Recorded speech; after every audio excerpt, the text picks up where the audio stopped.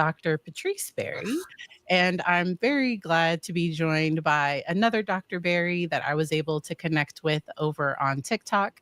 And today we are going to be talking about mental health, Men's Mental Health Awareness Month, and then we'll also be talking about starting a private practice. On my channel, I will be going back to add chapters if people want to skip to a certain portion, but this is just going to be a casual conversation.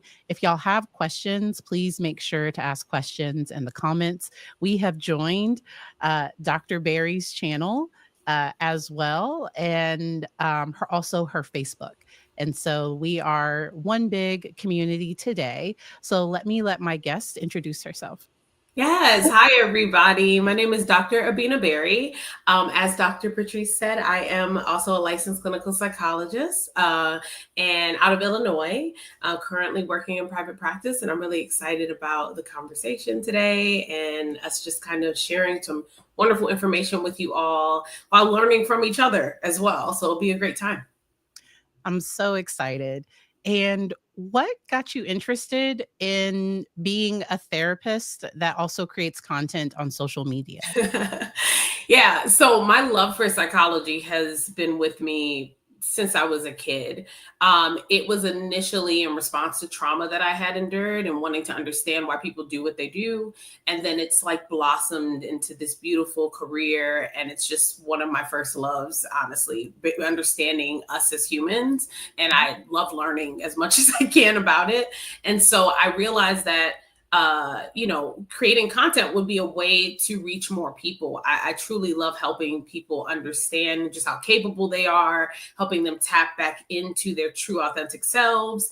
And I was like, hey, maybe if I get on TikTok and other socials, I can share this information with other people and reach more people very easily. So that was what drew me to it at first, even though I didn't enjoy it at first, but I do now. I was stressing myself out though. Like I was putting too much pressure on the videos in the beginning, but now I really, truly enjoy it.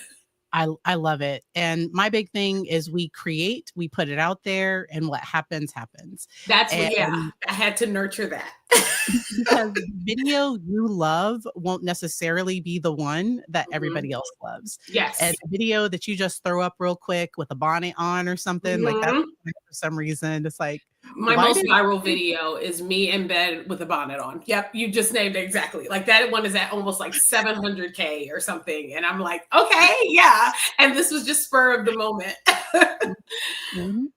And I think it's really important. So one of the reasons I get on social media and talk about this is because mental health information can be difficult to access. And I think there's also misinformation out there as well.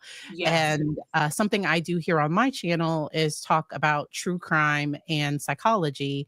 And because with incidents that happen in people's daily lives, I think we often try to understand. And so I like being able to just provide education.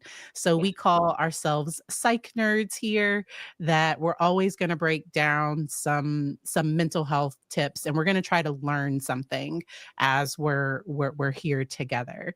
Can you tell us a little bit about your book? Yeah. Oh, I'd be so happy to. So my book came out of me just initially free writing and wanting to get a lot of information into one, literally into one book, right? A lot of self-help books that I've read and come across focus on one subject, right? Whether it be trauma or anxiety or whatever it may be.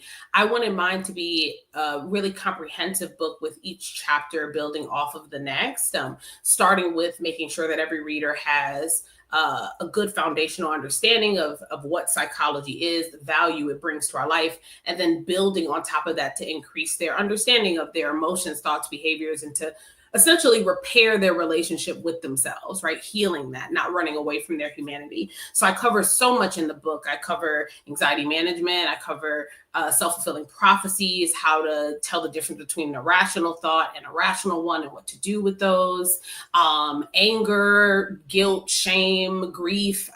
Every single chapter is going over a lot of different things in a very comprehensible way, and easy to digest.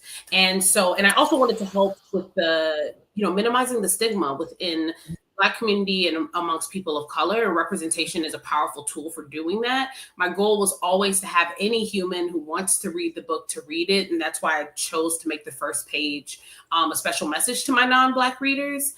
But I know also that representation is a powerful tool to get people's attention, and so many people in the Black community have been taught harmful things about their brain, about their mental health and their emotions. And so as a Black doctor, it was really important to me to have a book that catered to people of color, while also having a book that still helps any human being of any racial identity. So my readers are of all backgrounds, which is really awesome. I love that. And if you all would like a link to check out Dr. Abena's information, everything, her socials, website, and also information from the book, for the book is all down in the description.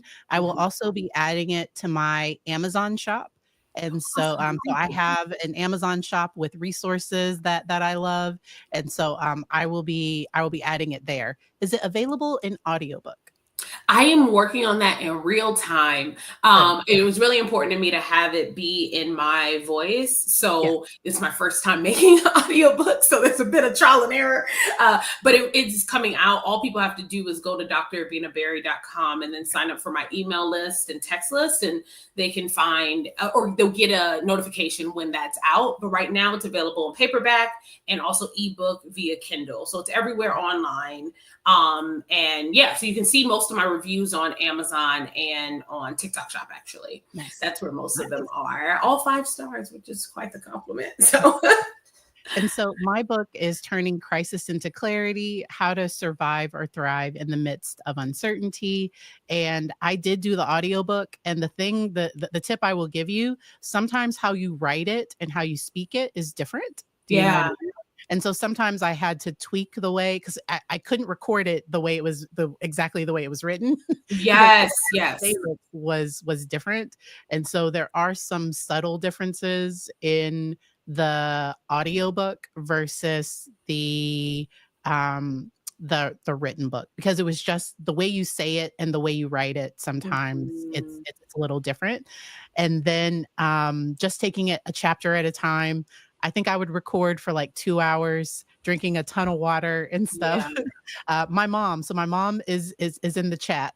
Johnny Lloyd Mindset Maven is my real life mama. I love that. We turned her closet into a recording studio. Nice. Because she has a room. She has multiple rooms that are closets, but she has a room that's a closet. And so I was able to set everything up in there. And then I just went back and edited it. So if I said something wrong, you just keep going, and then you just go back and cut it out later. It was so much. It was a lot of work. You did it all by yourself? So That's impressive. I'm a person. So I recorded it. I did the initial edits, and then I had a sound engineer make it right. Yeah. So now, but I couldn't give him. So I have a speech impediment, and I also have I've never been formally diagnosed with dyslexia, but my brother has, and I likely have something. So when I try to read, sometimes things get jumbled. So it just took. It would have been a lot for me to let somebody else do all the editing. So it was easier. I didn't mind going in and touching it up and making sure that it sounded right. I also like control, which when we start talking about owning your own practice, like a part of it is I like being my own boss. I like that if somebody doesn't like something I'm doing on social media, they don't have a boss to go like, okay. And so, and then I'm careful to not do something that could cause licensing issues. Of course. But so you want to be free, like, and I totally understand that, like freedom and living free. It's frustrating that we even have to like work back to the freedom we were rightfully given just when we came earthside, but you do. And there's a lot of, I don't know. I feel like sometimes people don't understand that doctors are still people and expect us to just be a psychologist or whatever it may be all the time instead of like enjoying life and being, free. And so I definitely can understand and respect that because you're your own boss. So you're Mhm. able to just be like, well, if I want to, post this outfit that I wore for dinner or whatever it may be, that I can do that, right? And I look forward to when the world and society just in general catches up to that and celebrating people being authentic and not making them only the job that they are. People like when we're being ourselves. And I love celebrating differences because I had a very bad stutter Mhm. as a child. A piece of it comes from a little bit of racial trauma because I spoke fluent Okinawan and we moved to Georgia, which we moved to a very racist part of Georgia where they thought I was speaking gibberish, but I was actually speaking Okinawan, and they were like, "You can only speak English." And I developed a stutter because I could only speak English. So when I would go to Mhm. speak, my brain would get a little confused. And then when we moved to Germany, they wanted me to do speech therapy, and I saw getting help as like there's something wrong with me. And Yeah. so that's why I'm glad because I have a 7, almost 8-year-old, and he had a little anxiety-based fluency issue, a speech disorder, and Mhm. we were able to get him speech therapy. He's doing much better. His words get a little his speech therapist called it, his words get bumpy. Sometimes his words get Bumpy. bumpy, Mhm. and he knows he has skills now to stop and smooth it out. Oh, that's And I wish that I had had that view yeah. because I willed myself to not stutter, which created a lot of anxiety and all these things. And I like talking about it because there are often people that have had to will their way through it when there was help available. And I see no problem with people getting their own help. I also talk about how my own therapy was incredibly helpful in my own journey as a person, because what I didn't want to be is a psychologist that's like, having my own that's not taking care of my own mental health. Because Yeah. it can be really easy to know what to do, but then Mhm. actually doing it. And so I loved partnering. I had a few therapists that I was able to partner with along the way. My first therapist was not the right fit, and so Mm. finding the right fit is so important. So Um, important. but and then one therapist never called back, and I'm glad because it wasn't supposed to work out. Okay. Yeah. And then, but I'm glad that over time that was able to work out. Mhm.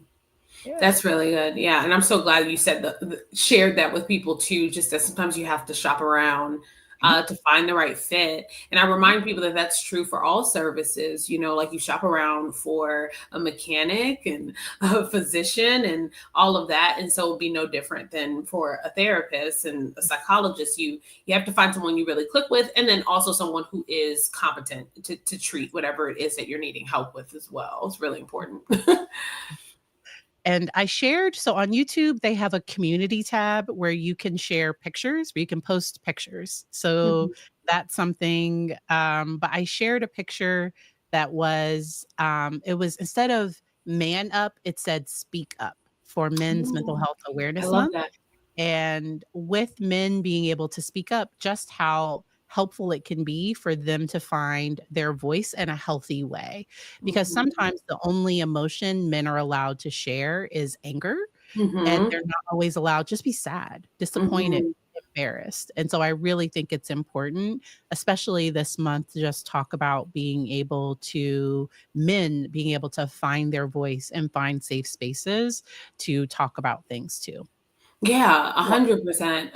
And this is often why I'm helping people understand like the fact that the way that we have gotten here for the most part as humans is because of conditioning and then some of that conditioning being harmful, right? Because in reality, we are all emotional creatures. We are all hormonal. We all have the same parts to the brain, right? That create emotion and all of that stuff. So we have to all be taught how to embrace that part of our humanity and work with it.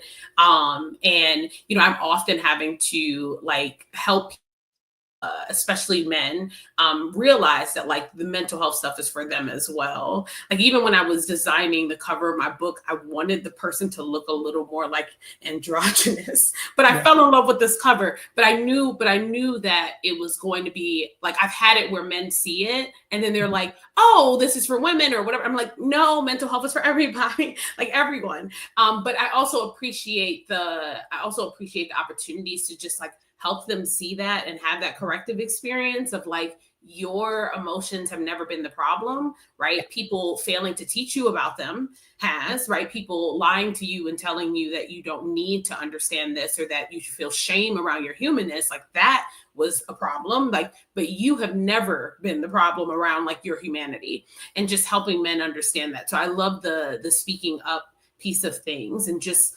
hopefully more and more people embracing their humanness. It's one of my main goals for everyone I come across, to just help them understand that we are connected in our humanness, and emotions are a huge part of that.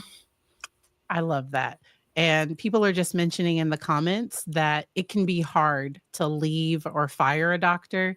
And that's Oh yeah. where, if somebody is working with a therapist and maybe um, and maybe it's just, we're doing more process work and the person wants more practical tips, being able to speak up and ask, say, hey, I noticed that when I come in, I'm just kind of venting about things and I'm not feeling I'm making as much progress. And so being Hmm. able to give feedback, but then sometimes it's just, you just know that it's not the right fit. And Hmm. I do encourage the healthy way of letting the person know, like I think I'm gonna look, this isn't the right fit for me. I think I'm going to look elsewhere. I did ghost my first therapist, so I was a bad therapist that just didn't. I'm honest. I just didn't schedule another appointment because I didn't realize that I could, even as like, so I was a trainee at the training to be a psychologist. This person was recommended by my advisor, and so I was just like, Oh wow. but she wasn't right for me. And Yeah. it just wasn't. And so Yeah. I felt bad being like, I don't think this is the right fit.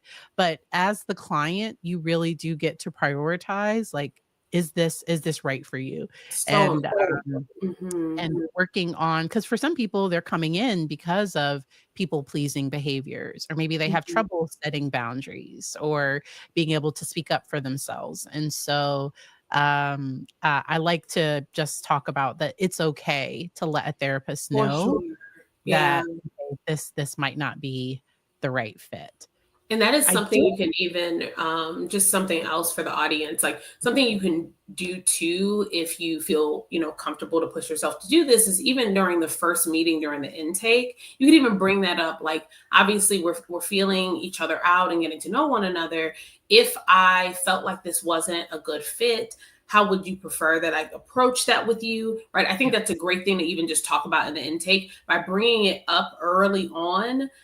It kind of helps you maybe have more confidence and less anxiety if that were to occur, because it won't feel, hopefully, like as blindsiding or whatever it may be. And also, I encourage clients to, like, if they're struggling to communicate something face to face, remember you can always use some kind of other form of communication to kind of bridge the gap. Like maybe you first send an email saying that this is something you want to discuss, and that can kind of rip the band-aid off. It makes it less awkward. You can get an opportunity for that, your therapist to respond and hopefully reassure you around, like, yes, we can absolutely talk about this, which also helps dissipate some of that anxiety. Anxiety is really a call to action. So when we respond to the call, it can help, but we can do that in so many creative ways. And I love teaching people ways that they can meet themselves where they're at, because sometimes it's really scary and I used to have an anxiety disorder myself. Yeah. So like I truly understand. I used to take Lexapro. It was a debilitating anxiety disorder.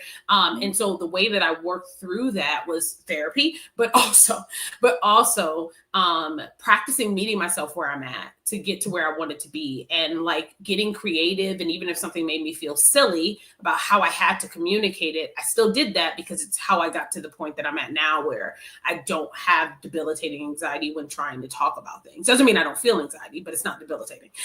So, And I have some clients that are using AI to say, like, this is what I need to say. yeah.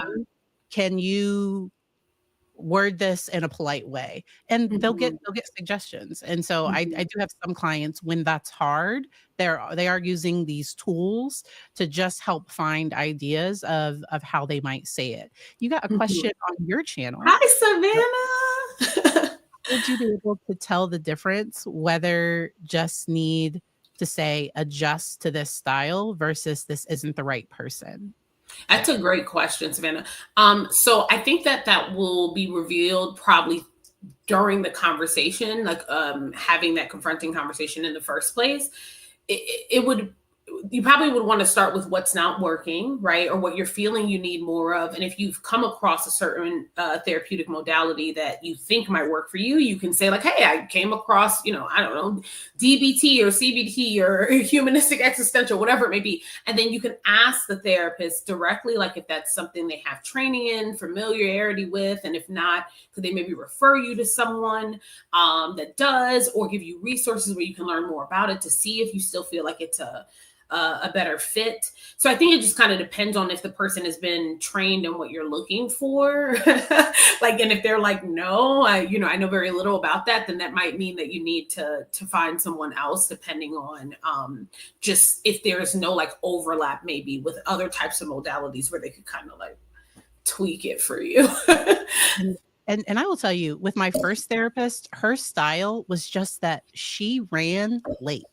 Like, she ran 15 to 20 to 30 minutes late on a regular basis. So for me, in Like my running over or so, like, my appointment's at 12 o'clock, she brought yeah. me back at 12:20, and that doesn't so that that doesn't work for me because in my brain, now 12:05, 12:10, Yeah, yeah.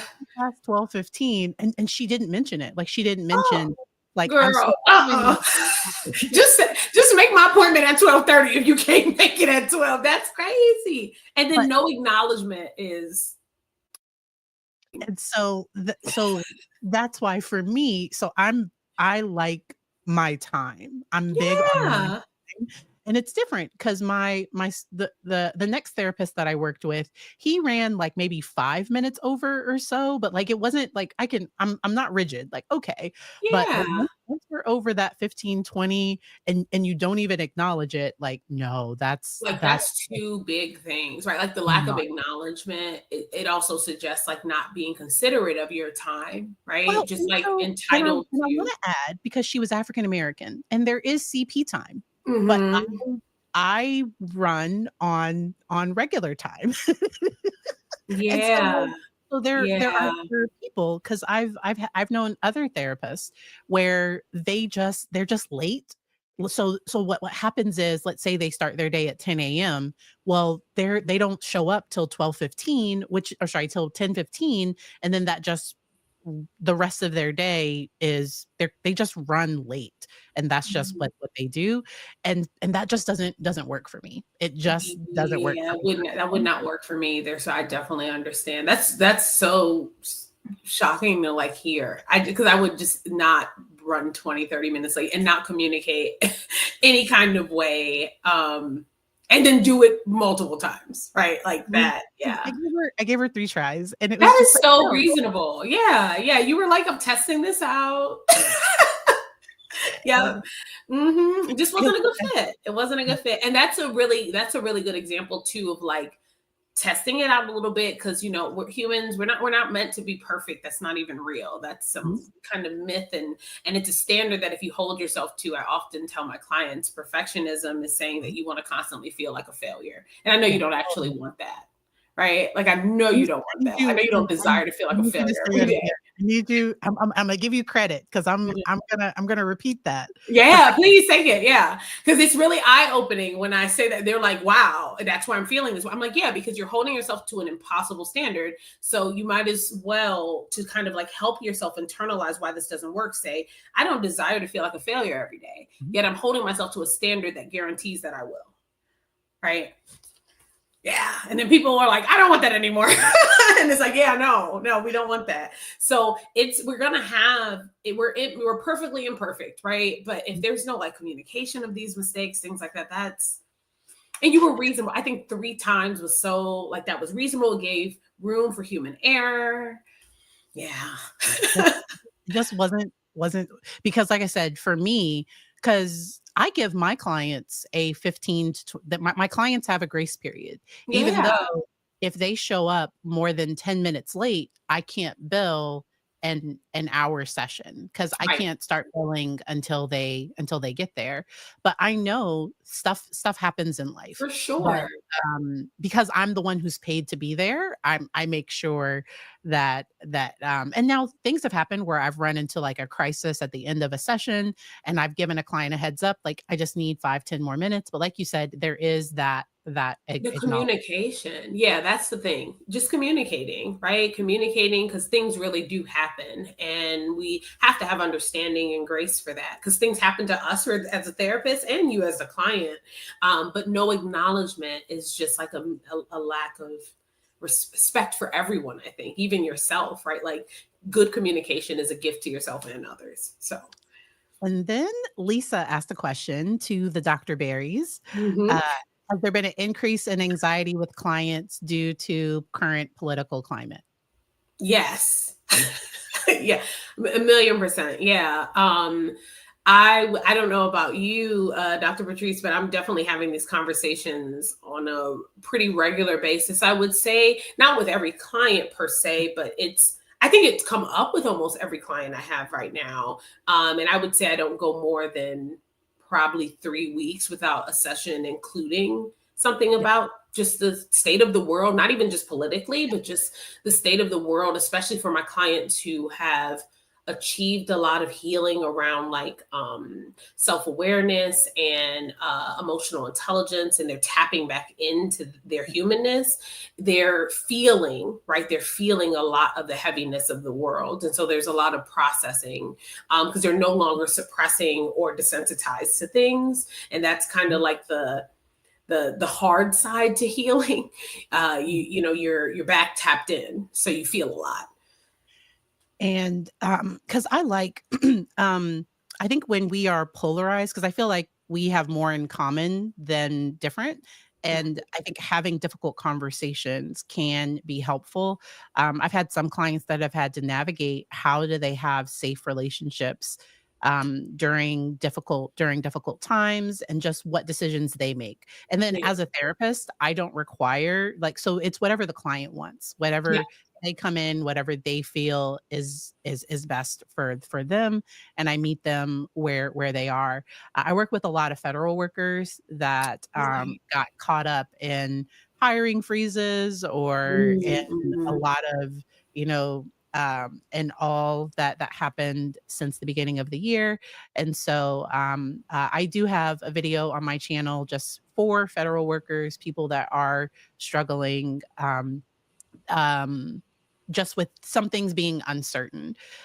So anxiety is triggered by uncertainty, Yes, and yes. and what can happen is we can if we get rigid and if we want to know, like I have to know exactly what today is going to be like. I need to know exactly what's going to Mhm. happen. That's often operating in that unhealthy anxiety because a little bit of anxiety can be helpful. Oh, Uh, yeah, yeah. but, Research you has know, found that, yeah. it's Mhm. but too much can be overwhelming, or the way that I like to talk with my clients about it is if anxiety is driving the bus, because we want Yes, our yeah. emotions to like, I wanna acknowledge them, I want to know that they're there, but I don't want them driving, Mhm. or in control of everything, which is easier said than done. Yeah, it's learning the skills around emotional regulation and then Mhm, remembering to apply those things when you need them, right? mhm, It's an ongoing thing to what I call it is like learning the skills to become a great manager of self. That's mhm, our shared responsibility as humans, right? To mhm. learn about our brains so that we can manage it well. But managing it well doesn't mean that you don't have hard times or hard days or or moments where you forget what you're supposed to do in response, but Mhm. it does mean like being aware of the responsibility of like taking care of yourself and the experiences that you have. Because like even outside of just the anxiety, right? We can have irrational thoughts, we can have intrusive thoughts, we have all these Yeah. different things that we have to like manage in the human experience because they can't be cured, they can only be managed, and then the frequency decreases. Hmm. One more question before we dive into the private practice Yeah. conversation. And then, if y'all have more questions about mental health, we will be able to answer general questions at the end. But have you worked with clients that have been struggling with loneliness or feeling a part of this loneliness crisis? Yes, yeah, 100%. So a lot of why the loneliness crisis is happening is because so many people were taught from a young age to disconnect from their Mm, emotions. yeah. And the way that we connect with one another deeply is through emotion. And so I often use the example of, imagine having a conversation with somebody and you're just kind of talking about weather or sports. Like, that could be cool, right? It doesn't mean that that would be in a conversation you couldn't enjoy, but it doesn't have much depth, Yeah. right?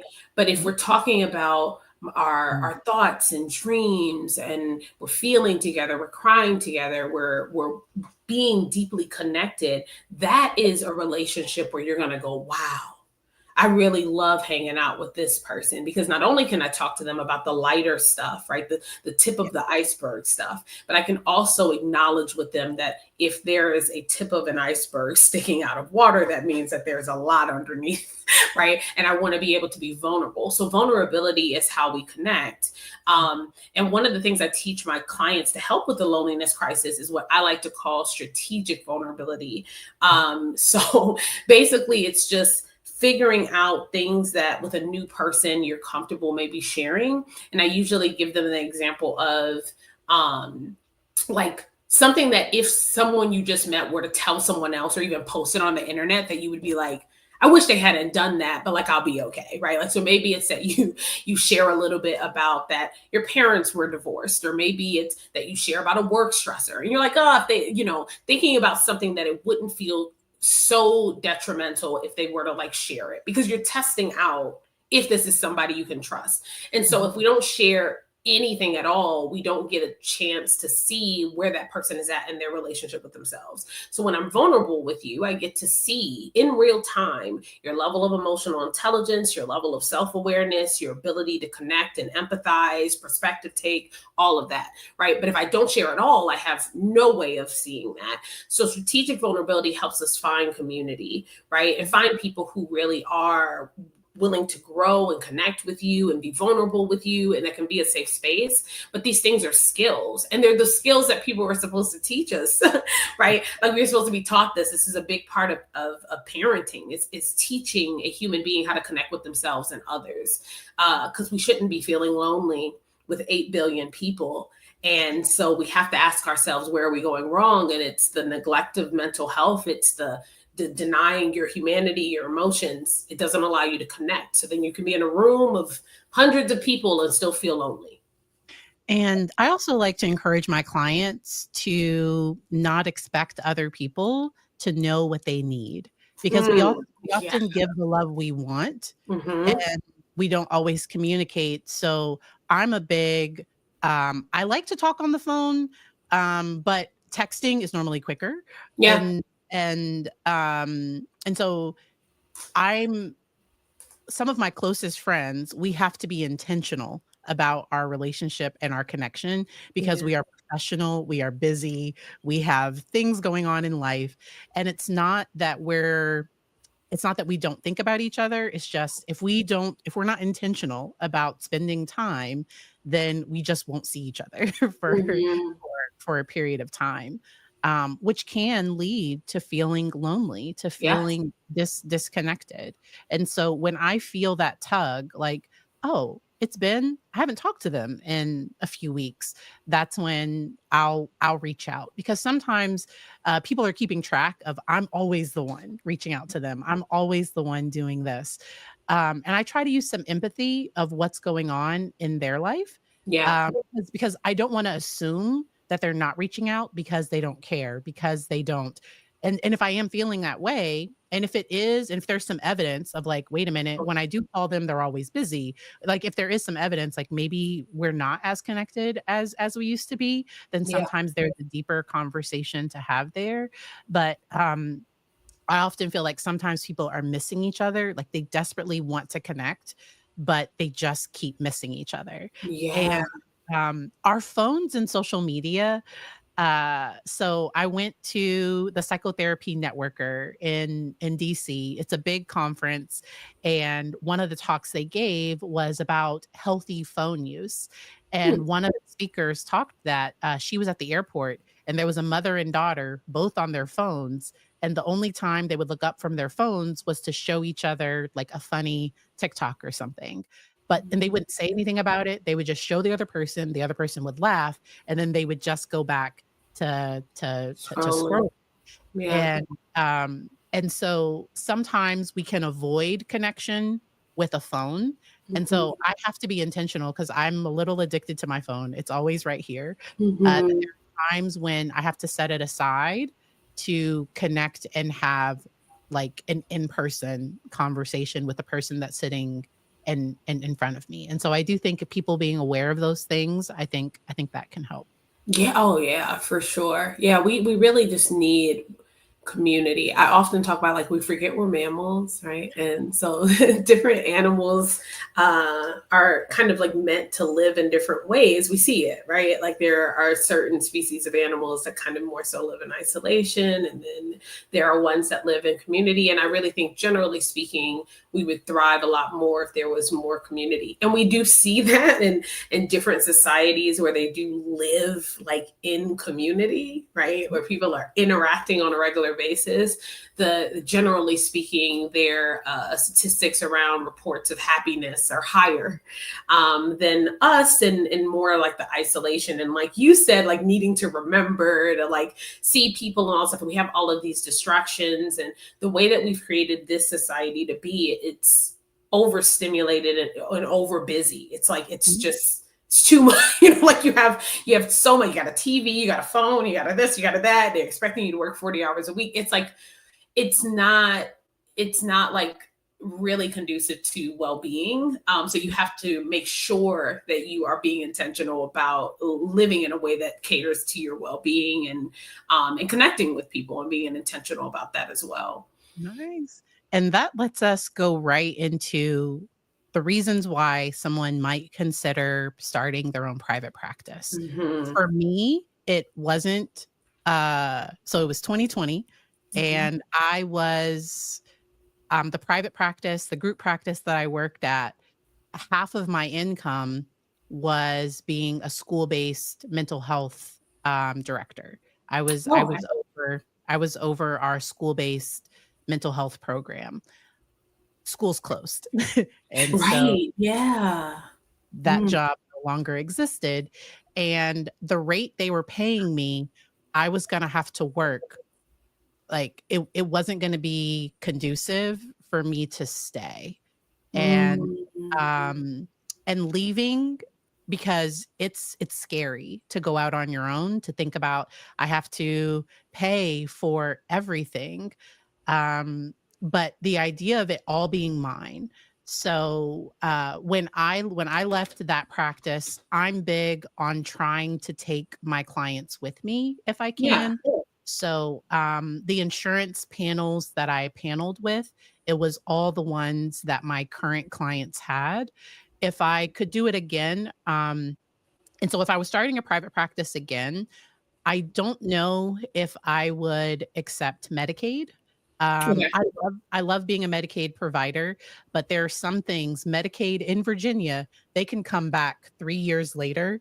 And so if a client doesn't disclose to me that they have another insurance and I bill Medicaid and Medicaid pays, let's say 2 years later, Medicaid finds out that they had that other insurance, all the providers, they will take back all that money that was paid, All of the money for all every session? for every session. That That that makes, the group practice I currently work for does not take Medicaid, and this is probably a big part of and, why. you Yeah. also you can't charge a no-show fee. So I don't charge, because I can't charge because I don't keep in my mind who's Medicaid and who's Yeah, not. yeah, that would be a I'm lot. I'm not always tracking that. Yeah. I can log into my system to figure it out, but, So in general, unless a client is habitually canceling, I normally don't charge a no-show fee. But I schedule my day. I see between 20 to sometimes 30 clients a week, or I schedule that many. Um, and a friend of mine that started her private practice, because she was like, it's easy to make about 10,000 a month, as kind of once you get going, once Right, you have right. enough clients. And I thought, I was, because that just seemed like, oh my gosh, what, like that's so much. And I was able to hit that mark starting my private practice in about 4 months. Wow. Seeing how many clients? So that's the between, so if I could get rid of some of my lower payers, Yeah. so the number would be higher if Yeah. I only had my highest insurance companies.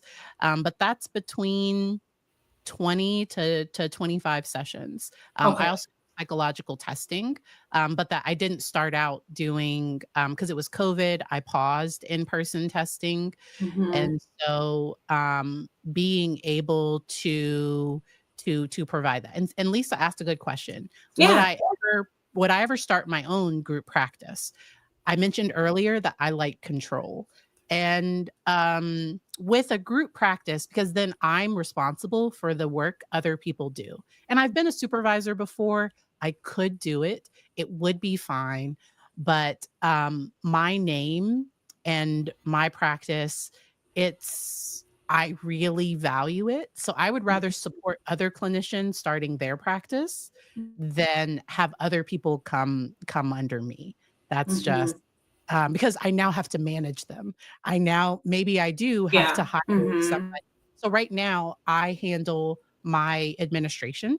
Mhm. uh, my mom is she could be a CPA, but she's been in the financial industry. Like she's handled billion-dollar budgets for the government. Like she's Oh, a nice. phenomenal, yeah, like my mom's pretty awesome.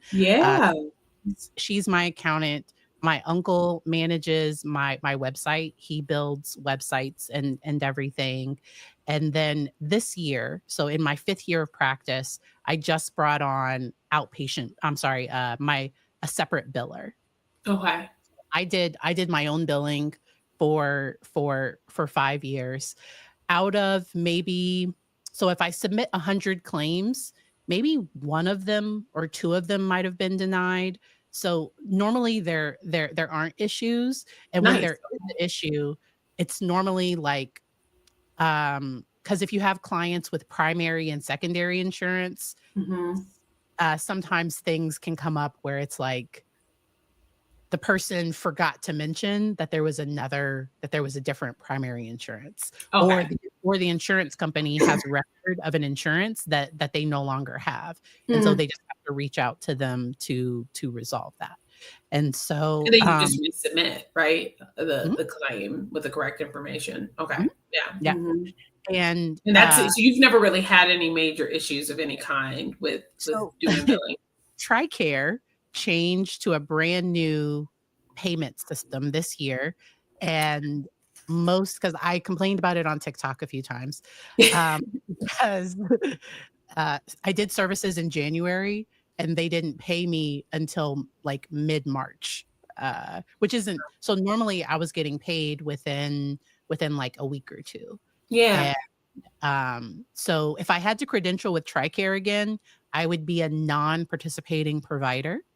Mhm. And what that means is that you get to charge your rate, and Mhm. then, or like you get reimbursed at a higher rate versus being in network. It Okay. does mean that the service member or retired service member, they have a higher out of pocket, but Mhm. TRICARE is interesting to Yeah, to work with.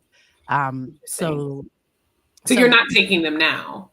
so I still do, because Oh, I have, so I'm a big softie. So I have some yeah. clients that I've Mhm. worked with for years. Mhm. I complain about TRICARE like I'm gonna drop them, and I'm silly. I don't do it. I have requested increases with them and haven't got it, because that's another thing that you can do after you've had a contract for a year or 2. You can Mhm. often request an increase. In Virginia, Anthem, Blue Cross Blue Shield, they raise their rates on a regular, so I've never had to ask for an increase. Oh, nice. Every Yeah, about every 2 years, they just increase the rate. United Healthcare used to be difficult to work with, until they got sued, and so they did, That'll wake you up. and so, they're not as difficult to work with as they used to be, and so if I had it to do again, I would just accept the highest payers, because you can um uh because what happens, because let's say I have one insurance that pays me $75 for an hour session, then I have another payer that pays me $130 for a Mhm. 1 hour session. um uh and you can't legally, I can't say I'm not accepting clients that with the 75. Does that, Yeah. like, you're supposed, if you're accepting new clients, it's supposed to be for everybody. And Mhm. um you mentioned Headway. Yeah. So Headway is a group that will do all the credentialing for you, but they're Mhm. doing it under their contract. Yes, and I And I realized that, and that's why I decided not. Well, part of why I decided not to go forward with them. It was a good experience, like just like connecting with them initially. I yeah, will say the professionalism was there and all of that. But I just saw concerning reviews online with issues with billing. So I like what you were saying, the need for like control, and mainly just because I care deeply about my clients, and I mhm. don't want anyone, and this is what I express to them. I don't want anybody being, billed the wrong amount or taken advantage of. And I saw reviews where that was happening, and my clients are trusting me, right? And I care for them. And so like I'm like, no, I can't work with a company that I'm seeing reviews, even if this is not everyone's experience. It was just too many reviews where that was the concern.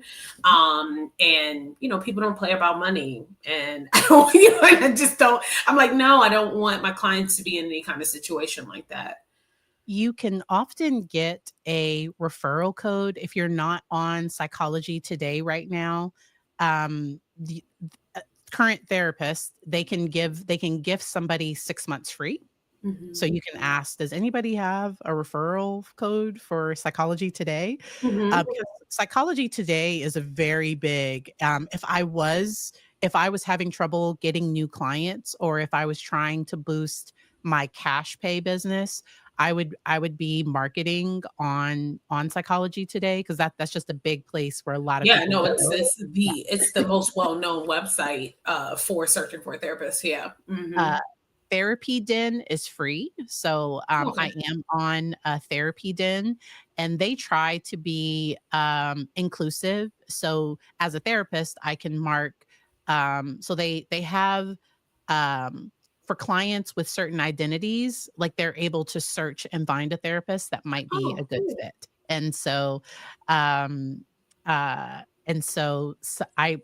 do market there. I did start when I started my practice, I did the 6 months free with Psychology Today, but it got to a point, so right now, my outpatient caseload is fully booked, Yeah. so I'm not gonna pay $35 a month for Psychology Today just to When turn you people don't need away. it. I Yeah, yeah, just to turn them away, because that's literally what you'd be doing.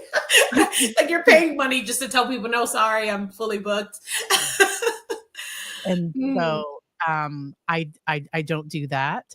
Um, with my practice, I have a Google Voice number. So I have, through my website, I was able to get like the HIPAA version of Google Voice, and so I'm able to do that there. Have you How heard much about does how much does Google Voice charge you for the number? Do you remember? Well, it so must not because be that bad, because you would probably remember if it was crazy, like a crazy number. I don't think because, it's the HIPAA version of Google, which is for my Yeah. website and everything. So it's my email. So it's not just for the Google Voice number. Okay. It's for because when you do your website, I think you probably know, like, when you so it's to protect my Four Rivers psych website and email address. And Yes. so, Yeah, that makes yeah. sense. Yeah. So Hmm. I have that, and, it wasn't and you could do a virtual only, like, that Yeah, wouldn't. no, that will be the plan for me because like I was sharing before we got on live, Mhm. how many years has it been now? Maybe in 2021 is when officially went like full virtual. So I'm just used to it now. My clients are, it's convenient. I do sometimes miss having in person for sure. Like in the past, I used to do group therapy, and you can do that virtually, but it's something about that in person that is extra special. And I used to work with younger kids and adolescents, but when I went virtual, it seems, well, my experience has been a better fit just mostly for adults. But that is my favorite population to work with, would be adults.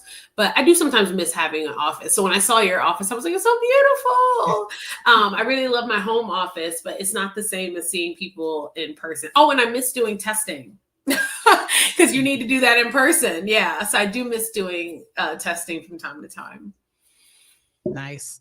And Patsy mentioned Doximity, and it sounds like that's also so they offer, HIPAA secure fax because I do SR fax, and that's out of Canada. They charge like there's I don't know, but, and so, Doximity sounds like that's something else. Nothing is sponsored, so there's nothing sponsored.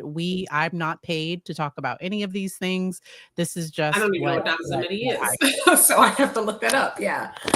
yeah. Yep. And Lisa, I have your question saved for the end. Let me pull up our questions that we had because I want to make Yeah. sure. So the benefits of an electronic health record, especially if you're going to do a virtual practice, is that I'm able to email my clients all the intake paperwork, and I Mhm. don't have to keep a paper file.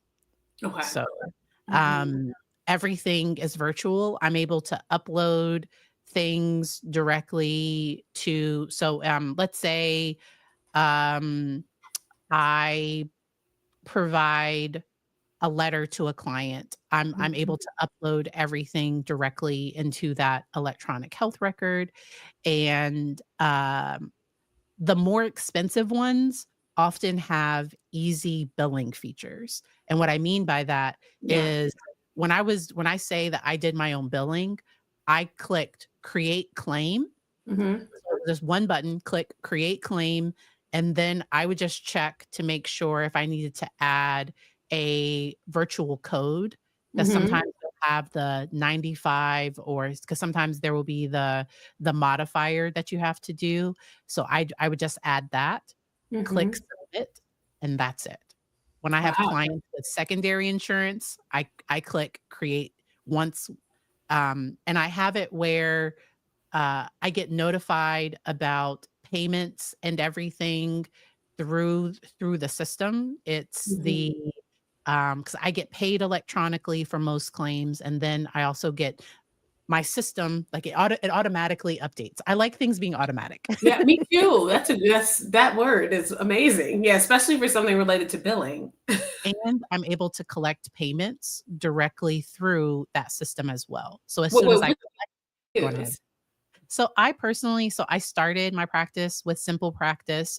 If I Okay. had it to do again, Therapy Notes is cheaper, but Simple Practice right now, they have automatic where it checks to verify the if the insurance is active. They have some features that Mm. I like.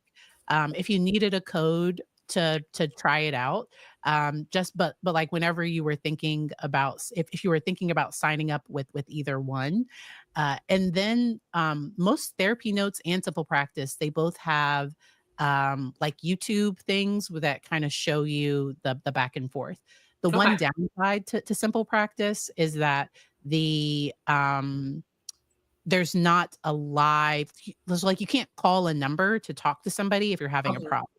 You normally Mhm. have to message. I haven't had so I've messaged people about, I've had to message them, "I'm having issues with this claim," or, "It's been 4 months and I still haven't received this, I'm waiting on to be able to submit to this insurance company," and so sometimes they'll do that there. There are free ways to submit, but let's say I submit the claim through Availity. Well, what will then happen is once it's paid, I have to go back to simple like, it's just you have to Ooh, yeah, it's a no, lot no, of no. going Mhm. a bunch of different places, and so to me, it's easier. So you do pay to submit claims, but it's like 25 cents a claim or something, and for Okay, me, my time is extremely valuable, and so for me to just be absolutely. able to click create claim because if I do it through one of the other systems, sometimes I have to re-enter all the client information. Mhm. I have to jump I don't like all the hoops. I No, that's too much work. So, but it sounds like for billing, it's taking you minutes. Like, wow, that's amazing. So, why do people make it sound like it's so complicated to do your own billing? Is it because most of these people are expressing that from the stance of like having a group practice where they have like maybe like a ridiculous amount of claims to do? So if you don't have a system like therapy notes or simple because if people are um let's say they're using a cheaper version where they're not able to track payments, like let's say they're tracking payments through QuickBooks or something and Okay. they're going through different systems. um I think simple practice and therapy notes make it extremely easy to just click one button. Everything is automatically generated, and Mhm. then if there's a problem, it won't. Because for one of my cases, sometimes I had to enter the zip code again, and so it would, like, fix the error, like, fix the zip Yeah, code, it and like tells you to, yeah, alerts you to. Mhm.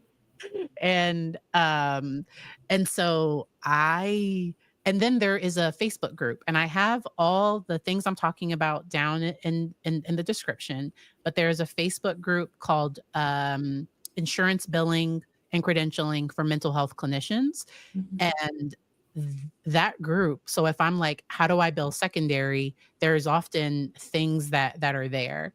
They also so they do sell a Be Your Own Biller, program. I never did it, and they have a free podcast for Mm. Be Your Own Biller, and so it wasn't hard. Wow, Um, that's really great to hear. um for the it's just time consuming for the credentialing part, entering all of your information. Some of the Sure. big things you have to do is get your tax ID number. Mhm. Never wanna do it under your Social Security number. Never, Okay. ever. Because what happens is you're sending your Social Security number to the insurance company to like that tax ID is gonna be available. So, you want a business tax ID. If people Mhm. do coaching, I highly recommend that they separate their coaching practice and their therapy practice. Mhm. That can get um, I never want so my social media is under a different business um, from my private practice. Because Mhm. God forbid, somebody get upset about something on social media, I don't want them to be able to touch 4 Rivers. Yeah. So I have Mind Your Legacy where I do my book, my speaking, coaching, consulting, all of that through this that's non-clinical. So I have my Mhm. non-clinical services and then my clinical services are all under my private practice. Yeah. That's a really great, and important distinction to have for everything you said. Yeah. No, that makes a lot of sense. And what insurance are you currently credentialed with? So I am in network with Anthem, Blue Cross Blue Shield, Mhm. United Healthcare, Cigna, they don't, uh, Centera, which they pay okay. They've been okay. Centera's been okay.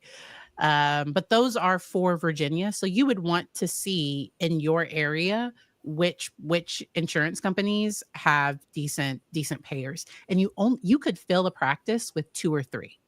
Yeah. So you Mhm. don't need a lot. I think it's hilarious. Aetna denied me. Like, I tried to accept Aetna, and Mhm. they denied me, but they Hmm. have some of the best out of network benefits.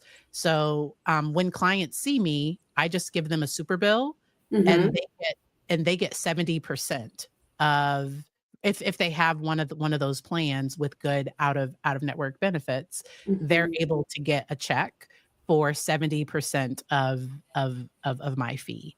And so, Yeah. yeah, I'm never going to do that application for Aetna. Mhm.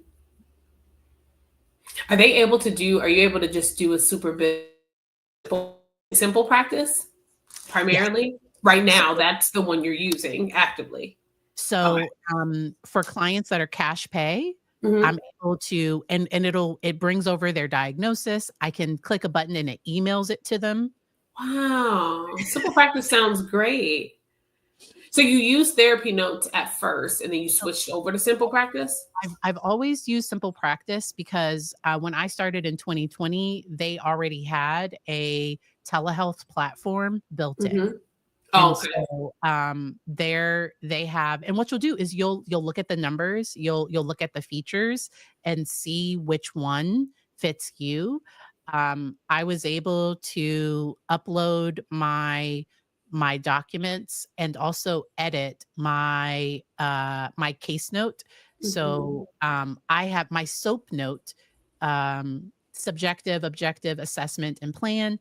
I have check boxes, so, I'm able to fill in the subjective, but I have my common interventions that I use where I'm able to do my Wow. notes pretty quickly. So I like the fact that I was able to edit those things. I have heard good things. So therapy notes is good, and it often Okay. is cheaper. And so there's nothing wrong. If I was so those are two of the top ones, I would say. And Simple Practice, it was a learning curve. Mhm. And so, because somebody asked earlier, how often do I mentor people? So it's really big, and I mentioned it to Dr. Abena before we got on. Um, I had a friend that when I started my practice, she sat down with me and she helped walk me through it. Mhm. And I like sharing, because this isn't like, so many people need help. Me Yeah. sharing this, like, it's there are lots of people in Illinois that need your services, and I like getting the 100%. So, Yeah. um, depending on, because that's where I also linked information for Simple Profit, Mhm. because that's where you'll decide, do you have to do an LLC, a PLLC, like a professional LLC Mhm. for your area? Are you going to, do an S corp? And that's the tax stuff, Yeah. which, um, that requires, more accounting, but, so I pay myself a salary. Yeah. And then every now and then I'd give myself like a bonus, towards the end of the year, so for for tax purposes, which my Yeah. my accountant makes sure I that love that. we we take a look at that. And then, so I save, uh, 2 months of billing. So, because when you work for yourself, if I get sick and I can't work, like, Mhm. so I save, I have 2 months, expenses saved, so that, if for some reason there's a shortfall for a certain month, I have that backup. It's very Um, smart. Yeah. Mhm. it was Mhm. it was You're just easy. like you just put the money aside to have 2 months worth saved. Mhm, Mhm. mhm. No, that's really smart. And you Just said so you that, have Yeah, go ahead. because sometimes in the summer, sometimes there are slower months. Sure. So Yeah.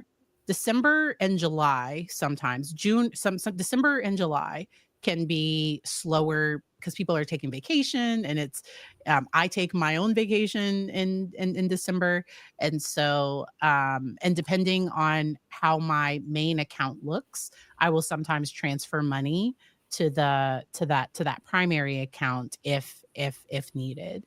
But Yeah. it's just so that I'm not stressed out. God forbid I get a letter that says I have to pay back $600 Mhm. because there was a situation where a client lost their job, and but or they were like on medical leave, but they weren't paying for their insurance. So Mm. once they left the job, they backdated, like, because they didn't pay their premium. So they wouldn't pay me. And Yeah. that can just that can be difficult as you kind of go. Mhm. Yeah. Yeah, no, that makes sense. And one last question that I had. So you said that you separated your like non-clinical stuff from your clinical stuff, which yes.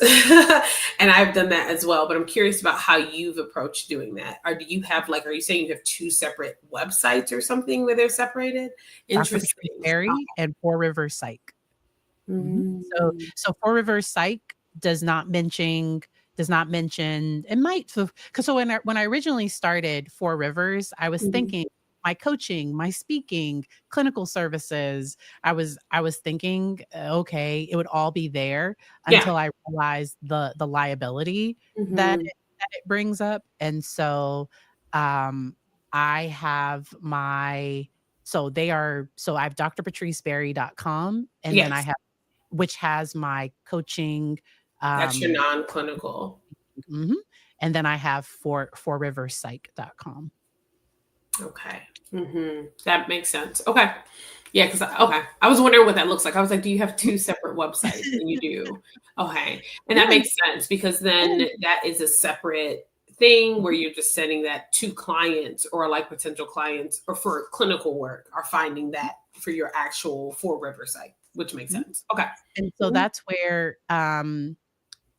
if you have a work with me button or Mhm. anything, it might be work with me for clinical, and that might be Mhm. one thing, and then, coaching, or even on, because on my non-clinical site, I describe the difference between coaching and therapy, I believe. Let me Mhm. pull it up just to see if I have that. I might be sometimes my brain Yeah, mine I have that. okay, good, yeah, yeah, Yeah.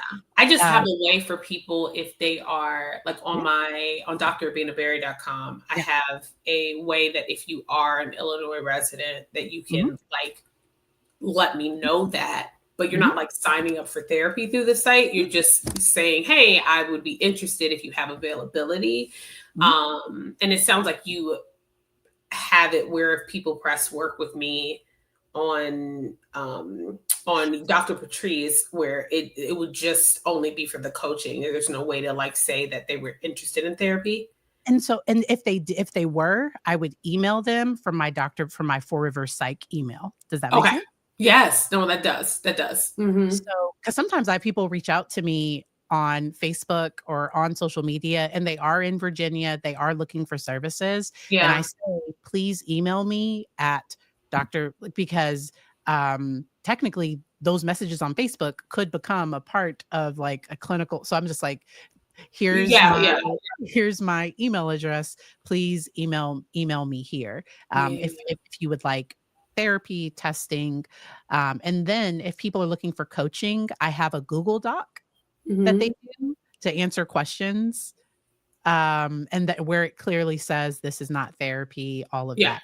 I don't Mhm. do as much coaching, so my clinical practice is my bread and butter. Then, social media, so YouTube Yeah. is my next thing, and then Hmm. has been, yeah, and then, the book, Amazon affiliate, Yeah. all of these things. Mhm. Oh, that's great. That's very helpful. Okay, cool. Mhm. Wheels are turning.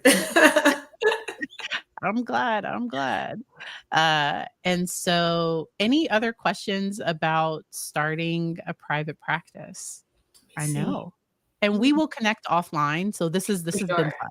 Okay, yeah. Yeah, no, and I appreciate you so much. And this has been really informative. Trying to think, do I have anything else off the top of my head out of curiosity? You Mhm. answered like all the main things, which is great. And the answers are very exciting. It just sounds like it's very simple. You found a very simple approach for yourself. And you asked to describe the credentialing process. Oh, So, yes. Yeah. Yeah. That. Mm-hmm. um, I would go to, so let's say I want a credential with United Healthcare. Mm-hmm. They often have a provider site, and then there's a link to start the application process. I would give yourself an hour or 2, but you would have your tag because it's I'm sorry, it's I've heard that it's tedious. The description is that with other psychologists that I've talked to yes. about it, I've talked to two others. They're like, it's not hard, but it's tedious, Yes. and it's just you're putting in a lot of information and have to fill out a lot of paperwork. That's like crazy though that it's 2 hours worth of Well, I would just work. set aside because it's your first time. Because also sometimes so, like, for Medicare so I'm in network with Medicare, I had to credential the practice and myself. So Yeah. there were 2 applications at so some of the same information had to be entered both times. You can Mhm. also get a practice NPI because you probably Mhm. already have a private NPI, but Mhm. you can credential it's called an NPI 2 where you get the practice provider number. Mhm. Depending on where you're working, sometimes they will let you slowly go out. Um, uh, I was grateful to have a boss that what she said was once I was credentialed with the new insurance that I could transfer them to my business. Oh, Everybody's not that nice. right, right, right. That's um, amazing. I'm glad that you had that. Legally, I don't believe so non-competes for healthcare, I don't Mhm. know that that's actually enforceable. You'd have to talk to a lawyer and you're because sometimes practices will say you can't take clients with Mhm. you can't tell them where you're going, but that can negatively affect client care, and so that's where people talk with their liability insurance and all of that. I Mhm. updated my liability insurance to be my practice name because it's Okay. just Yeah, right. so, Mhm. and because you're virtual, because I'm in person, I also have, like, in-person liability insurance too, so Mhm. you wouldn't even need because yeah, if somebody trips at home, like, that's like, I don't like Yeah. Somebody said, "I hate non-competes." Mhm. Oh, And sorry to normally hear that. for healthcare, I don't think but there are 'cause, so we had a phenomenal, pediatrician. We called her Doc McStuffins because she was probably like 4'9", So African cute. American like, she was adorable. Like, Mhm. we absolutely adored her, and when she left the practice, she didn't tell us where she was going, and I Mhm. didn't stop because I probably could have found her if I wanted to, we didn't. Hey, Paris. Hi, Paris. Good to see Um, you. uh, but, um, uh, because sometimes if you do know that you're gonna have an end date, um, and that's where people just so the process to get approved for some insurance companies, it was like 30 days.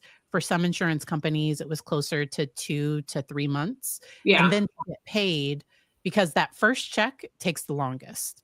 So it Mhm. can be 4 to 6 weeks to Mhm. get that first because they're entering you into the system. It can take a while for that first check. Mhm. But once you start getting paid, normally, I'm paid within 1 to 3 weeks. Okay, that's not Yep. too bad. Okay. And that's across the board for all the insurances. Mhm, Nice. mhm. TRICARE and Anthem are some of my fastest. Okay.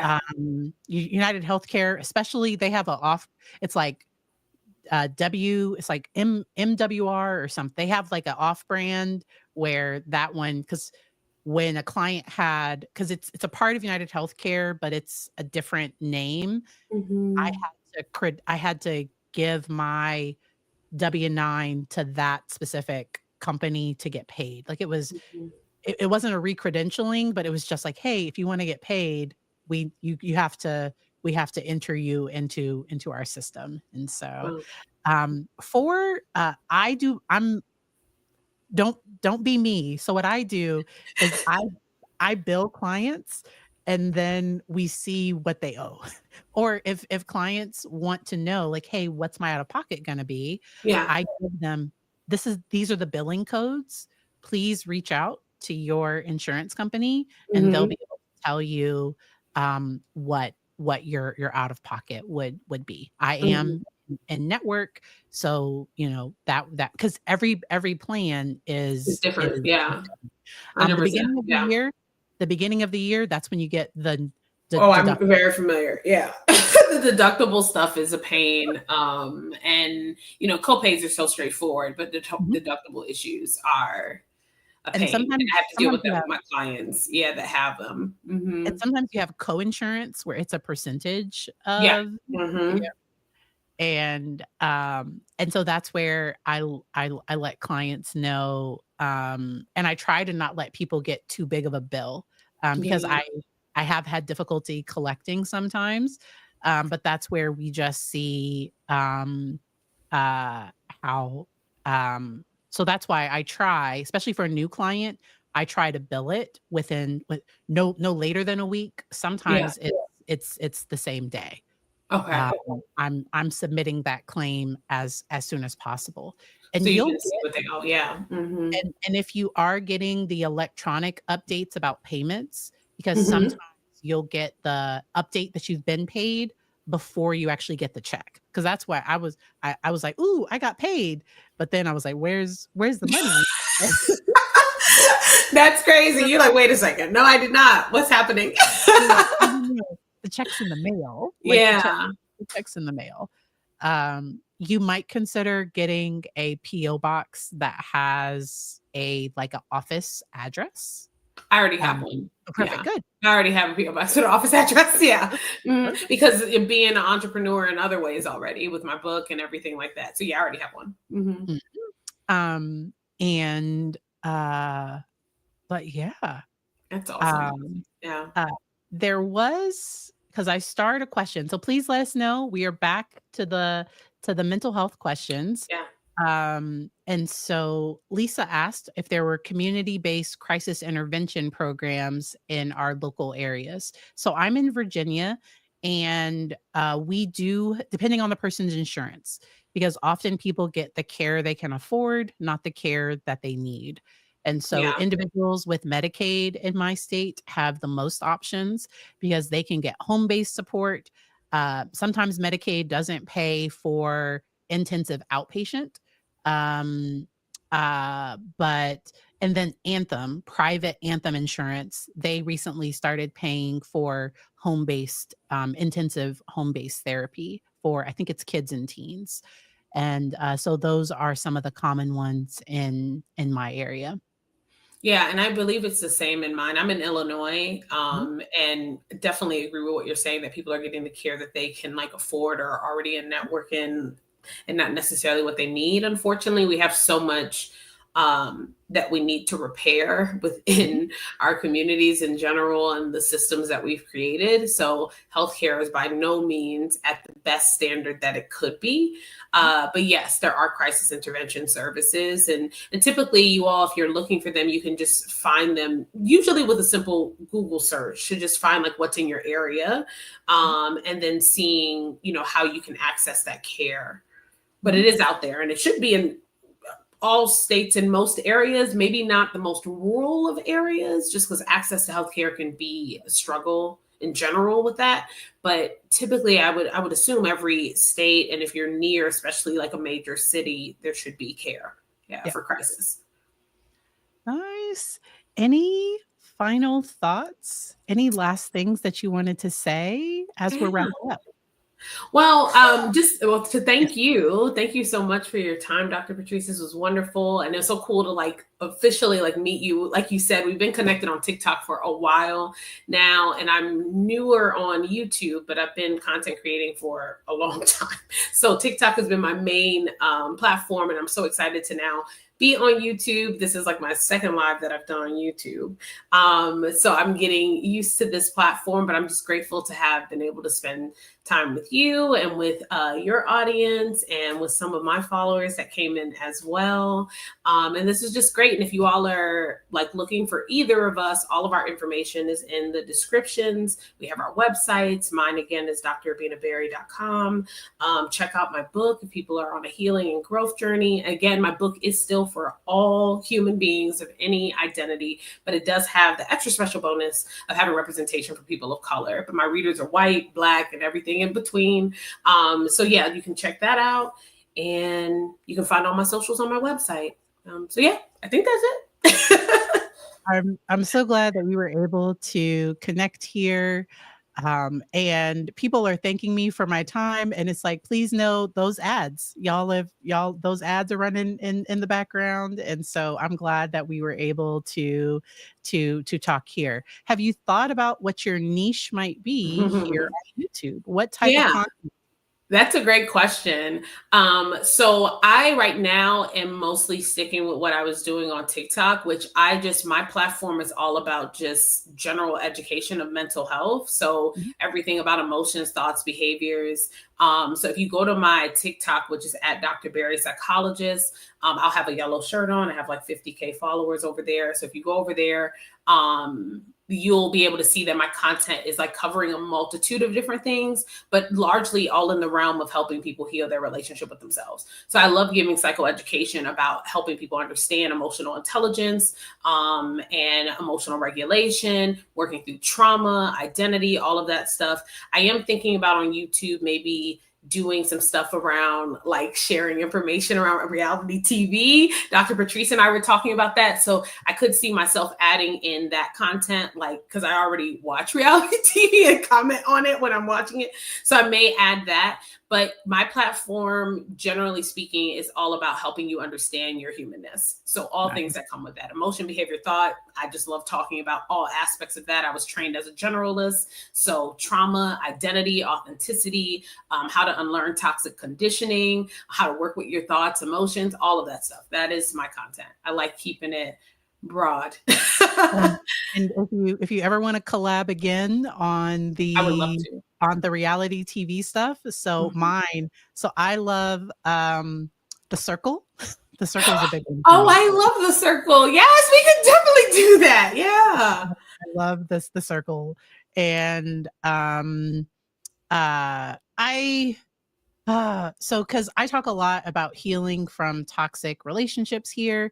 So so I have covered it's the sister wives. So I sometimes cover things Oh my gosh. We should definitely do about sister wives.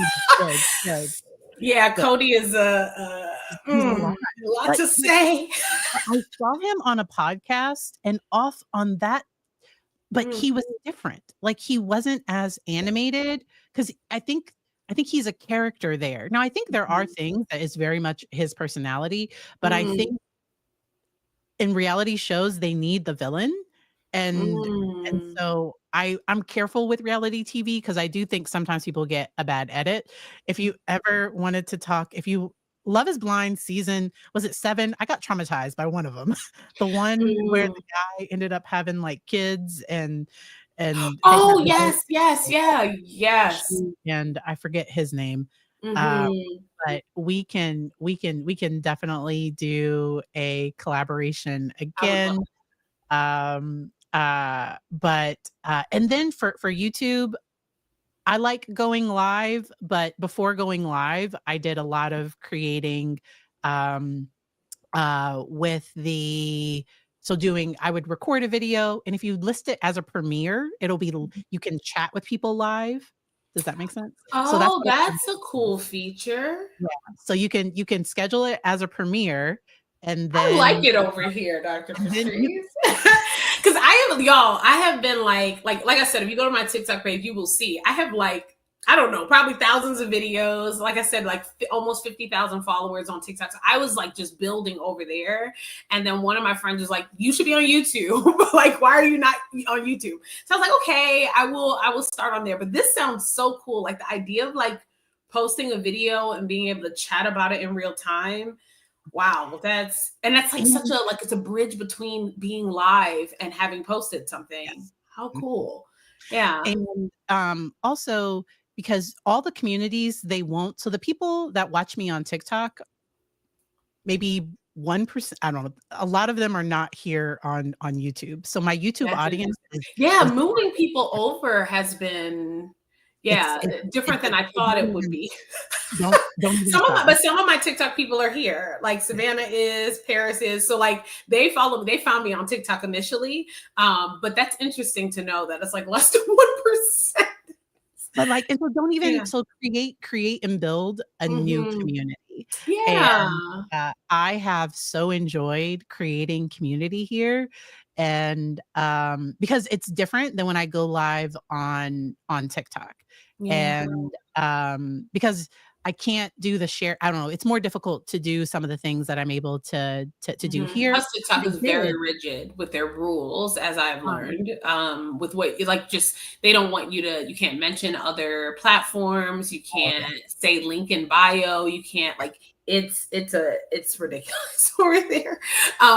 But yeah, that's why I also wanted to come here because it's less rigid in that And way. YouTube, there will still be some words, so they don't like the SI word, they Okay, don't like, so there will still be some things, sure. um, certain But you can graphic say language. Amazon and you Exactly. can say, you know what I mean? Like, I understand censoring certain words like what you just said, but like to be like, I can't say link in bio and you Yeah. literally allow me to have a link in my bio is wild. That makes no sense to me. It's like, why allow people on TikTok to have it if I can't even reference and tell people where to find my website easily or whatever it may be? They Yeah. just want to keep people on that platform. And that's all Lisa said. I can't mess with TikTok. It's way too busy. Yeah, there's a lot going on. I feel you. I understand. I'm gonna be over here mostly now. We know. And you can do both. Oh, I Uh, still so will. I still, TikTok has a place in my heart, and my community on there that I've built, I love so much. So I wouldn't let the app stop mhm. me from being there and connecting with them. But I'm just really excited to build here too, and I'm grateful for my community that's like in in both places as well, because it's cool to be able to interact with them in different ways. So. And, when I was first recording here on YouTube, I would go live on TikTok too. Mhm. And just saying, like, recording live, just so that they would know why I wasn't interacting with the comments there. Mhm. But, Oh, you um, can't see the. you can, but sometimes you're focused on doing the YouTube video that, like, because with TikTok live, it's just different. It's Yeah. just different. And Mm. so, because if you're focused on the video, you can, like, glance up at the comments or glance over at but sometimes you're not gonna be as engaged as if you were just live on on one platform. Yeah. Oh, Um, so were you going live using still StreamYard with TikTok as well? so, I was Okay. on my phone. So I'm on my That's what Mac. you mean. Okay, that makes sense. Because Yep, you I'm can on connect TikTok on here though. I maybe saw. that's new. You can. You can. But here's the thing. The Okay, reason why I didn't is because if you have it linked, then you really have to censor yourself. No more okay, saying link, no more saying Amazon, no more saying a lot of these things because TikTok will flag you. Well, but also that's only I think if you have a business account because I have a okay, TikTok shop. okay. So I'm forced to have a TikTok business account and they Yeah. censor us a lot. And I've Wow. gotten violations for simply saying things like Linktree. Oh, Like wow, it's like crazy. It's wow. because they want people to be buying my book from TikTok Shop only. But it's Mhm. like TikTok Shop. I've been on there. My book's been on TikTok Shop for maybe 6 months, and I've sold 700 copies on TikTok Shop alone. Mm, So I'm like, clearly, I'm selling on TikTok Shop. Stop yeah. being like so strict. Like, leave me. I'm making money for all of us. Like, just calm down. But they're really strict. They're like, don't mention Amazon. Don't mention anything. So I have a question. Do For you sure. mail it? So for TikTok, do you mail it yourself? You Do you do. mail it? Okay, yeah. Yes. Yeah, So that's that's like the one thing with everything else for your book, as yeah, you know, people yeah, order it and it's like going through a drive through. They print on yes, demand and they mail it on your behalf. But with yeah. TikTok Shop, you have to do it yourself. But I Mhm. really like that option in the sense that I have a option on my TikTok shop for a personal signed copy where I Oh, sign, but like I write a paragraph to the oh, reader. wow. So it's Yeah. like a very special moment and gift that I get to do. I only do like 3 of them a day, but I Yeah. like write a message from here all the way down to here and then like a standard thank you. I have like beautiful wrapping paper that I put it in, and like it's a whole experience. Like I have some to drop off today to the post office actually. And so I really like that, even though it's like, yeah, you have to mail it yourself. But I just TikTok Shop makes it pretty easy. You have like everything, you just make the label in the TikTok Shop like interface that they have for sellers. You just, Mhm. everything's very quick. So I have like my little printer for labels. I pack, you know, I sign it if it's a signed one, I pack it up, and then it's like this beautiful packaging for my readers. So I do enjoy that because I can't do that if you know, order it from Amazon or something because I never see it. You just Amazon sends it to you or Barnes and 'Cause Noble sends it to you. 'Cause I've sold it on my website. So I have the 'cause you get the author copies I from. have it on my website too. Yeah, So with those, I can do that as love well. that. Yeah. Yeah, Hmm. nice. And then Lisa, for anybody that didn't Yeah. hear, can you talk a Oh, little bit about your book? for sure. Yeah. So my book is a self-help book focused on healing your relationship with yourself. It does have representation for the Black community and people of color to help fight stigma and also to just cater to a very under, like we're underserved, you know, like there are a limited amount of mental health books, resources that take into consideration our lived experiences. And so what I like to tell my readers is that ultimately my book is still for all humans, but it does have that bonus of representation for the Black community. So if you're not Black, what you're going to get is 96% of it focuses on mental health knowledge that applies to all of us, because every piece of information in here is about the human brain, and we all have one of those. And then that other 4% is going to increase your social awareness and empathy for people who are having different lived experiences than you, right? So we should be learning about how we're affecting each other as human beings. I always say, who's causing humans trauma? Other humans. So how do we stop that? By caring more about how we're affecting one another and being socially aware and not just self-aware. So I really value us caring more about learning about each other, but doing that in a way that's respectful of individuals and their identities. And so this is my way. The 4% that covers like common Black lived experiences is a way for people who are not Black to be educated on how we're affecting each other without putting that burden on the Black community to educate you, right? It's like read books, watch documentaries. I don't know, right? Don't go up to people of color and be like, well, oh, tell me about racism or something, like, unless they want to, right? But yeah, at the end of the day, mental health book, right? So I cover all things, emotions, thoughts, and behaviors. Every chapter is a different thing. There's a chapter on decision making, chapter on healing from trauma, of course, self-fulfilling prophecies, how to tell the difference between a rational thought and an irrational thought, how to manage anxiety, grief, shame, guilt. I literally wrote this book in a way that each chapter is building off of the last to deepen your understanding of your experiences, how your brain works, and most importantly, I'm teaching you how to work with those experiences. A lot of us were just told, pretend they're not happening and you'll be fine. That couldn't be further from the truth, right? You have to learn about your brain. So yeah, so that's a bit about my book. It's just a book to help you learn about you and to work with your humanity. So yep, And and you I'm can so check out my glad reviews on Amazon. Yeah, that and TikTok Shop. That's just where most people leave them. 5 stars, 5 Okay. stars. Hmm. Uh, and mine is Turning Crisis into Clarity: How to Survive or Thrive in the Midst of Uncertainty. And really, so wrote this book as I was starting my private practice, leaving because it was coming out of comfort. And because salaried position, or like where somebody, so I had somebody else did the billing, somebody else did the admin, somebody else took care of everything, but I paid for it. Hmm. Because I was getting 50% of the full rate, maybe 60, I don't know. I was getting a smaller percentage, and I was also constrained with what I could say because I worked for somebody else. And so if they saw something on my social media that they didn't like, they could have said, Patrice, we need you to take that down. They could have, Mhm. because because we had a contract with a school system. The school system was pretty conservative. And so I didn't say, yeah, I Oh, I didn't wasn't realize it was conservative too. very, Okay. very That's why you said that too. You were worried about being very censored by where you were And working. I would have been, because, I was the director of this program, and I employed 10 to 20 people. And so their jobs, because our contract was renewed year to year. And there Mm, were other agencies that wanted that contract.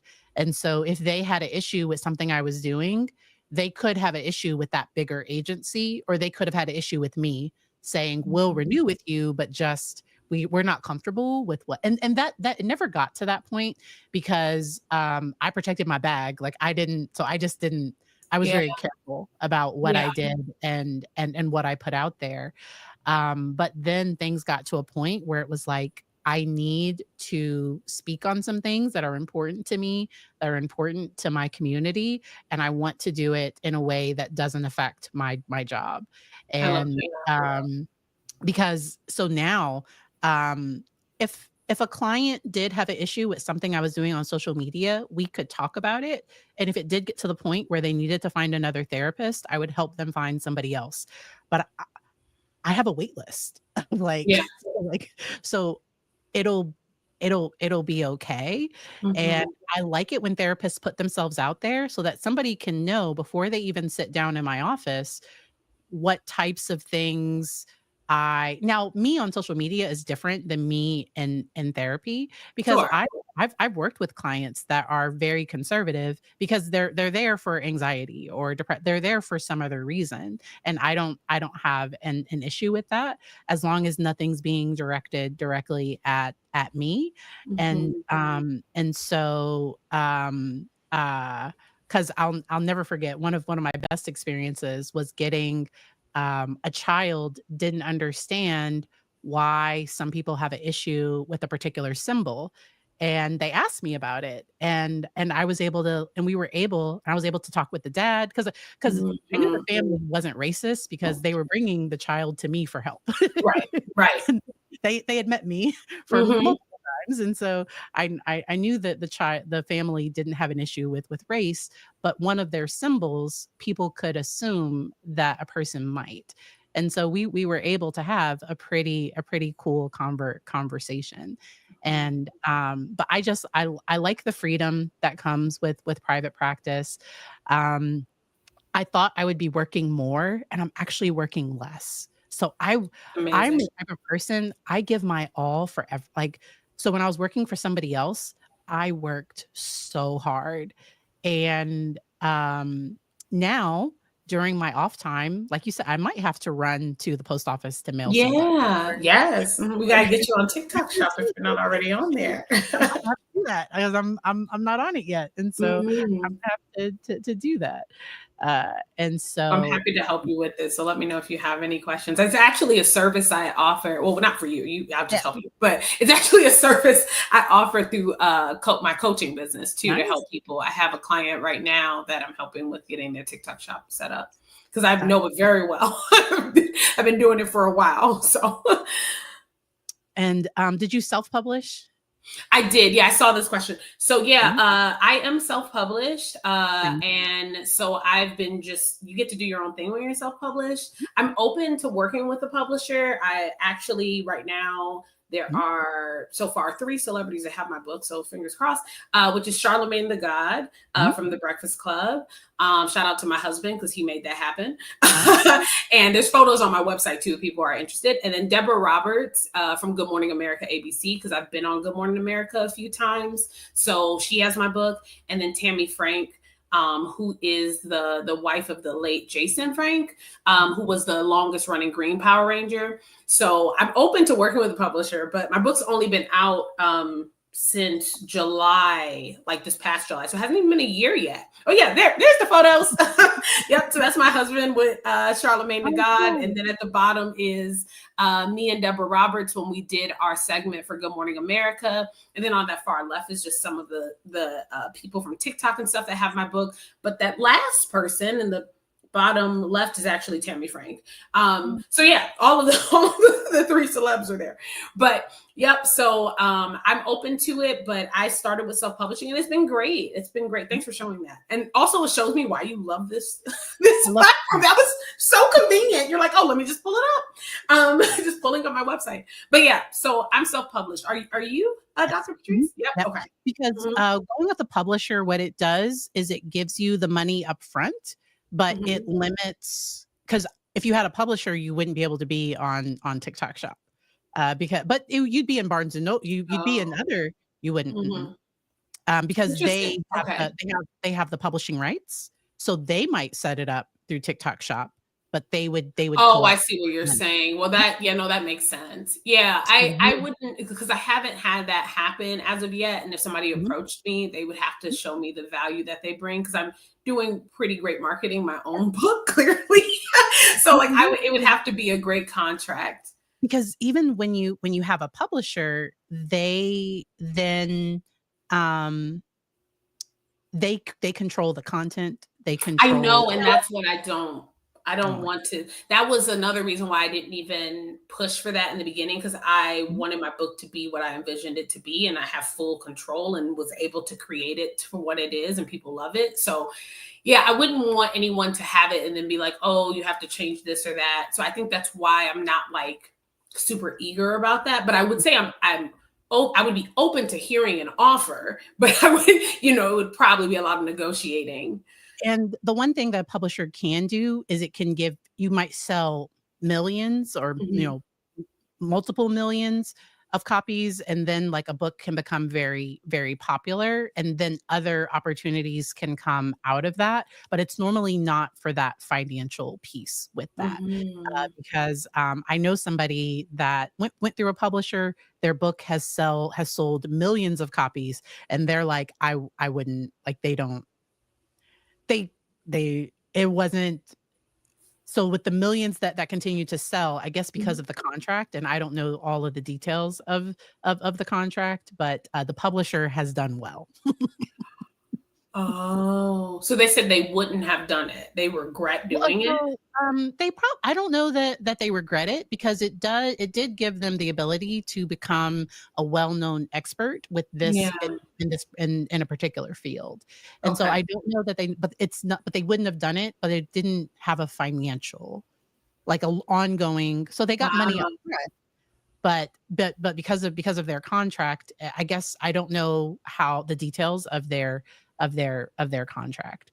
Um Interesting. but because anytime a publisher is, because they are the ones taking the risk of if it Yeah. sells or not, and so normally they are gonna benefit the most at the end, but And I see that comment.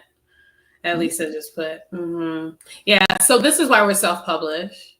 And This is why we're self-published. also, I love pay transparency, because also Mhm. sometimes what can happen is Black authors or other authors can get paid less, or even female authors, if people Yeah. aren't honest or if they're not disclosing their deals. And so I like that there's some pay transparency, because I recently booked a speaking gig, and other speakers have said their rates are between 3 to 5,000. There's some that are up to 10,000. My rate is the three to five, but Mm. an agency reached out and they were like, "Hey, we would love to have you." I was like, and they asked, "What's your rate?" And I said, "My rate is 3,000." And they were like, "Would you do it for 2,500?" Yeah, yes, I Mm. will.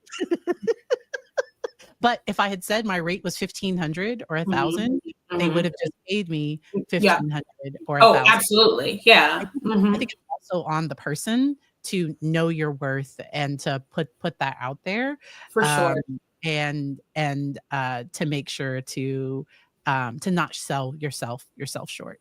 Absolutely. Absolutely. Yeah. We No, 100%. we could do this all day. Thank Mhm. y'all so much for joining us. I will be live later tonight. I think I'm gonna do the Ginny in Georgia. So I believe tonight we are gonna I'm break watching down. that right now. Oh my god. Listen, Yeah. season 3 has been my favorite Oh, I'm not season. that far. I just started it yesterday. That's why it's so crazy that you bring that up. Yeah. So, Mhm. um, it's a roller coaster. Okay. So, but I think we're gonna do that later this evening.